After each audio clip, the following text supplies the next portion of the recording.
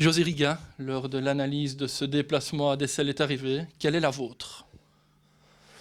Je dirais que, hormis le résultat final, qui peut être considéré comme un bon résultat à l'extérieur, bien entendu, mais vu la physionomie du match, faire le break et faire le 0-2, je ne suis pas sûr du tout. Je pense même que à ce moment-là, Dessel ne serait plus revenu dans la partie.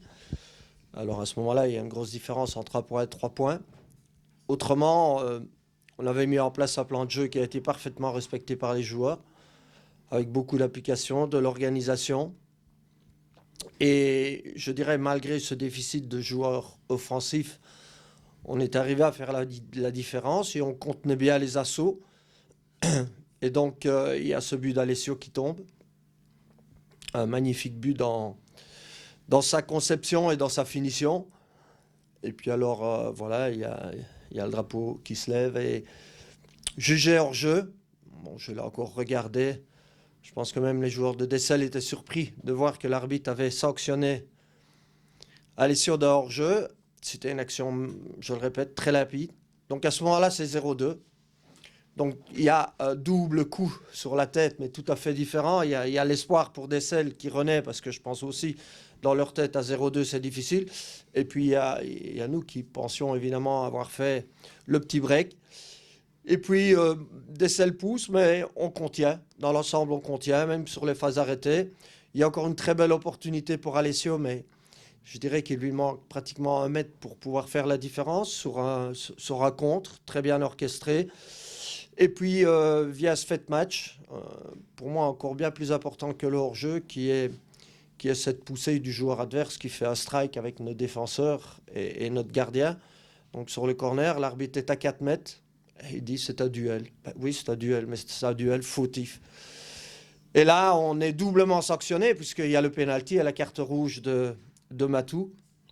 Et malgré tout, ben, les 10 dernières minutes, plus ou moins le dernier petit quart d'heure, je dirais qu'on a fait preuve d'esprit de corps, de combativité, et on a joué le coup jusqu'à la fin, plutôt que de recevoir un deuxième coup sur la tête et d'abdiquer.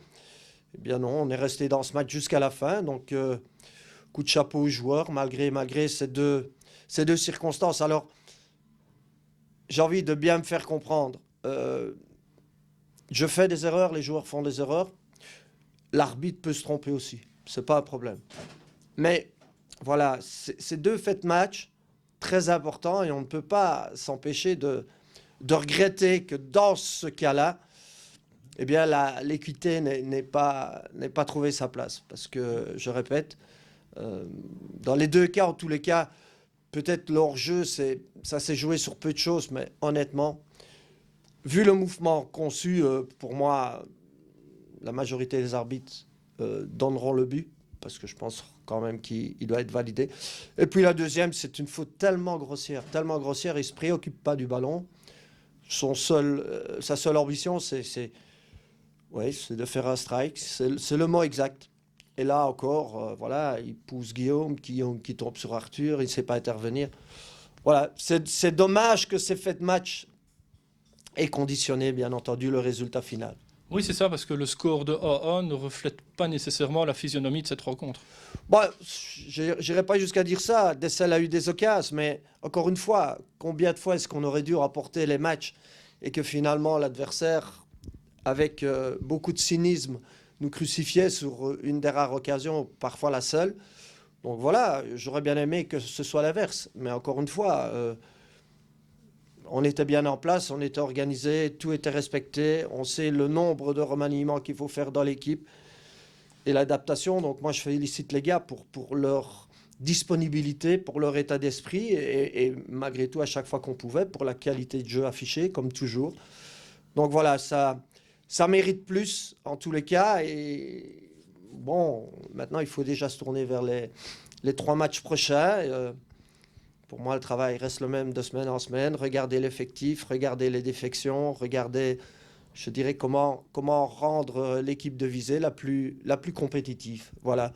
Et encore une fois, bravo aux gars et j'espère qu'on trouvera une juste récompense sur les matchs qui viennent. Justement, un petit mot sur ce programme corsé avec 3 matchs en 7 jours. Et des adversaires très solides. Ça commence dimanche avec la Louvière. Ben voilà, vous venez de dire le mot exact. Il faut d'abord se focaliser sur la Louvière et forcément monter cet escalier pentu marche par marche. Voilà. Merci José, on se retrouve donc dimanche pour la réception des loups.